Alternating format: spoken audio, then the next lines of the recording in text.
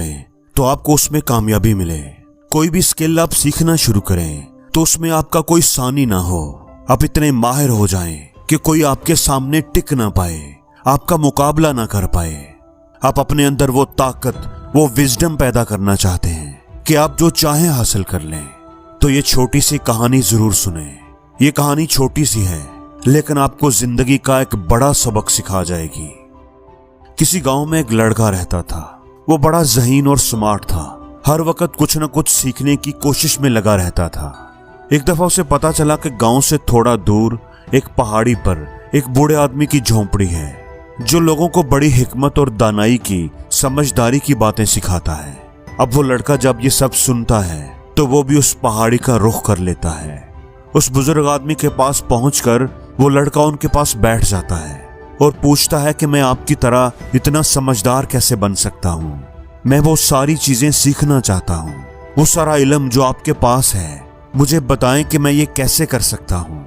वो बुजुर्ग उस लड़के के जज्बे को देखकर मुस्कुराए और फिर उन्होंने बड़ी शफकत से जवाब दिया कि तुम्हें ये सब सीखने के लिए 10 साल चाहिए।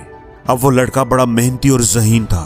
वो जिंदगी में बहुत आगे निकलना चाहता था। उसके अंदर जज्बा भी था। वो बड़े जोश से बोला, लेकिन मैं अगर ज्यादा मेहनत करूं तो फिर मुझे कितना टाइम लगेगा, फिर मैं ये सब कितनी जल्दी सीख पाऊंगा। वो बुजुर्ग ये सुनकर थोड़ी देर खामोश रहे, सोचते रहे और फिर उन्होंने जवाब दिया कि 20 साल। तुम्हें ये सब सीखने के लिए 20 साल चाहिए होंगे। अब लड़का हैरान तो बहुत हुआ। वो समझा कि शायद बुजुर्ग आदमी को मेरी बात समझ नहीं आई, इसलिए वो मुस्तकिल मजाजी से बोला कि सर, मैं ये कहना चाहता हूँ कि अगर मैं बहुत ज्यादा मेहनत करूँ और अपना पूरा वक्त ये सब सीखने पर लगा दूँ तो फिर मुझे कितना टाइम लगेगा। उस बुजुर्ग आदमी ने संजीदगी से जवाब दिया, 30 साल। फिर तुम्हें 30 साल लगेंगे।